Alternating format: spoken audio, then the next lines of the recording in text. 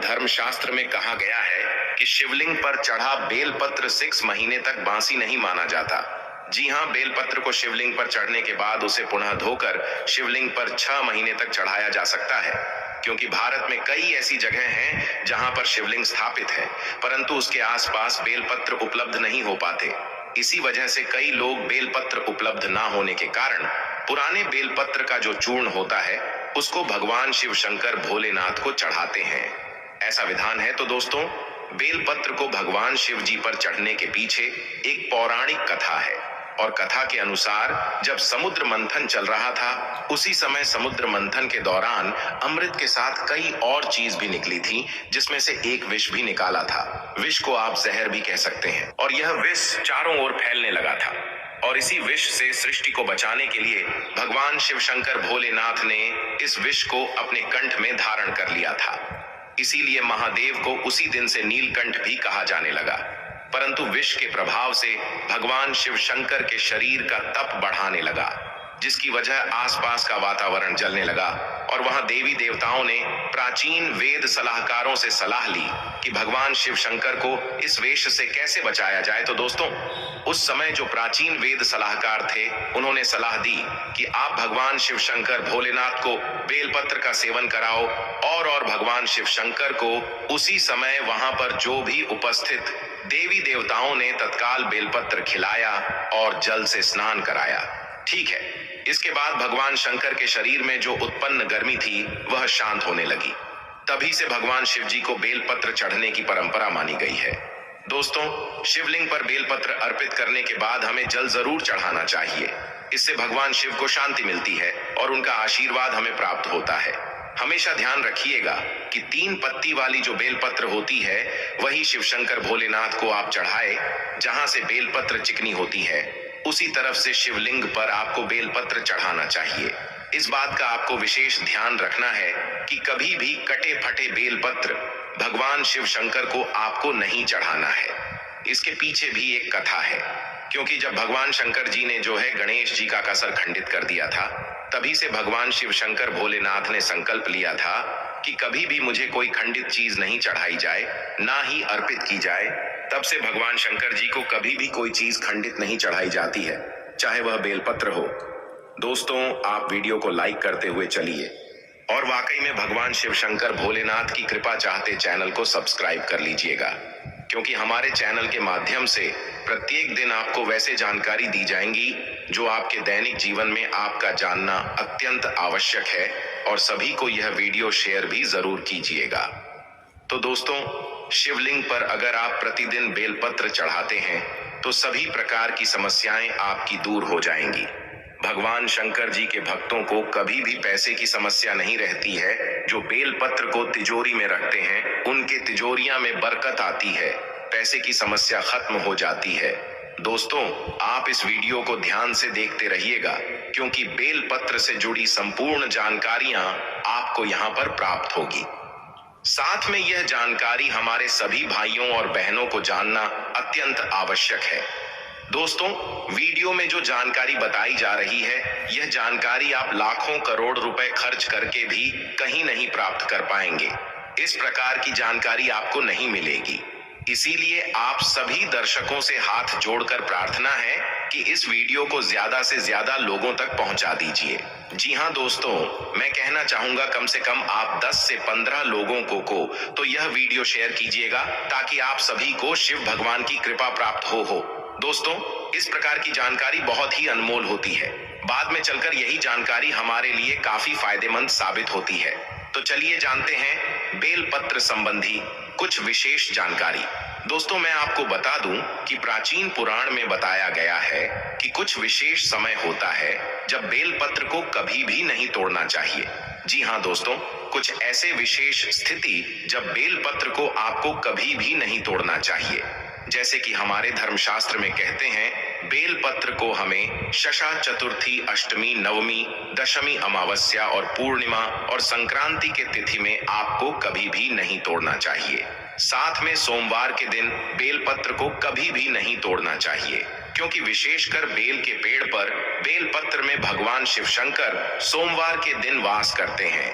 क्योंकि बेलपत्र के संपूर्ण हिस्से में भगवान शिव शंकर का वास माना जाता है। इसके मूल में अर्थात जड़ में ब्रह्मा जी का वास होता है एवं बेल पेड़ के मध्य भाग में भगवान विष्णु जी का भी वास माना जाता है। और दोस्तों, मैं आपको बता दूं कि जो बेलपत्र के जो बेल होता है उसकी पत्तियों में शक्ति मणि जाती है, अर्थात सभी हमारे देवी देवताओं का जो शक्ति होता है वह इसके अंदर समाहित होती है। इसीलिए आपको कभी भी सोमवार के दिन बेलपत्र नहीं तोड़ना चाहिए। दोस्तों, इसके अलावा प्रतिदिन दोपहर 12 बजे के बाद भी आपको बेलपत्र कभी नहीं तोड़ना चाहिए। यह हमारे धर्मशास्त्रों में लिखा है।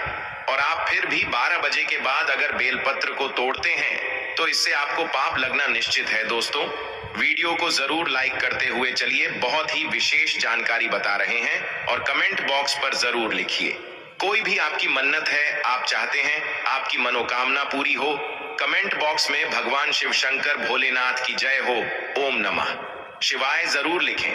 तो दोस्तों, अब जो प्रश्न आता है कि जो बेलपत्र की उत्पत्ति कैसे हुई, ये जानते हैं। तो दोस्तों, स्कंद पुराण के अनुसार एक बार माता पार्वती की पसीने की कुछ बूंदें मध्यांचल पर्वत पर जा गिरी। इससे वहां एक पौधा उग गया जो बाद में बेलपत्र के नाम से जाना जाने लगा और बेलपत्र के रूप में पूजनीय हो गया।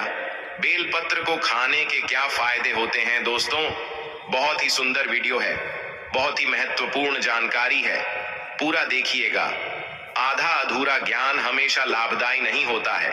देखिए, जब बेलपत्र को भगवान शिव शंकर भोलेनाथ जी शिवलिंग पर चढ़ाते हैं तो वह एक बेलपत्र नहीं रह जाता है, बल्कि वह भगवान शिव का प्रसाद बन जाता है, जो कि असाध्य बीमारियों को दूर करने में, आपकी पीड़ा को भरने में एवं जीवन में चल रही सारी समस्याओं को दूर करने में समर्थवान है। क्योंकि बेलपत्र को भगवान का प्रसाद के स्वरूप माना जाता है, इसीलिए वह आपके लिए अमृत जैसा बन जाता है। तो आखिरकार शिवलिंग पर चढ़े बेलपत्र को नित्य रूप से खाने से क्या फायदा मिलता है, क्या बदलाव आते हैं हमारे जीवन में, इसके बारे में जानेंगे दोस्तों। शिव जी पर चढ़ा बेलपत्र को खाने से शरीर के सभी प्रकार के रोग दोष दूर हो जाते हैं। शरीर में जितने भी रोग होते हैं, अगर आप बेलपत्र नित्य रूप से खाते हैं तो आप रोगों से बचते हैं। वात दोष, पित्त दोष, कफ दोष, यही 3 प्रकार के दोष बताए गए हैं और इन्हीं 3 प्रकार के दोषों की वजह से आपके शरीर में अन्य दोष उत्पन्न होते हैं। अगर आप अपने जीवन में बिना रोगों के रहना चाहते हैं तो आपको बेलपत्र का नित्य सेवन करना चाहिए। दोस्तों, आपने देखा होगा कि हमारे जीवन में कई लोग होते हैं जो मांस, मछली, मुर्गा जैसे तामसिक भोजन कर लेते हैं, शराब पीते हैं, गुटखा, तंबाकू, ये सब चीज जो होती हैं उसका सेवन करते हैं, परंतु एक समय के बाद उन्हें लगता है कि जो वह खा पी रहे हैं वह गलत चीज है, परंतु अब वह यह जो पाप कर चुके हैं उसको कैसे खत्म करें। तो दोस्तों, मैं आपको बताना चाहूंगा, नित्य कम से कम ज्यादा नहीं तो 1 महीने में 10-15 बार अगर आप भोलेनाथ भगवान शिव शंकर पर चढ़ा हुआ बेलपत्र का प्रसाद धारण करेंगे तो जो तामसिक गुण होते हैं वह पूर्णतः आपके शरीर से खत्म हो जाएंगे। आपने कभी भी मांस, मछली, इस प्रकार का कुछ भी सेवन किया है, आपने शराब पिया है, आप इस पाप से मुक्ति पाना चाहते हैं तो आपको नित्य बेला पत्र का सेवन करना अत्यंत आवश्यक है। इसके सेवन से आपके शरीर शुद्ध होता है। आप अपने अशुद्ध शरीर को पूर्ण रूप से स्वस्थ बनाने के लिए पूर्णता संपन्न हो जाते हैं। आपको भगवान शिव शंकर भोलेनाथ के इस प्रसाद को ग्रहण करना अत्यंत आवश्यक है। आज ही से शुरू कर दीजिए। नित्य 5 बेलपत्र खाए, 3 सुबह 2 शाम में खाने हैं। अगर नित्य खाते हैं तो यह आपके शरीर में तमाम तामसिक तमस को समाप्त कर देगा। किसी भी प्रकार की बीमारियां हैं पूर्णता समाप्त कर देगा। बेलपत्र खाने से आपका भाग्य भी बदलने लगेगा, आपका भाग्य बलवान हो जाएगा। दोस्तों, कैसे भी आपके दुर्भाग्य हो, जिस समस्या के लिए बेलपत्र खाना शुरू कर देंगे कि दुर्भाग्य सौभाग्य में बदल जाते हैं। आपकी किस्मत, आपकी तकदीर फिर आपके अनुरूप चलने लगती है।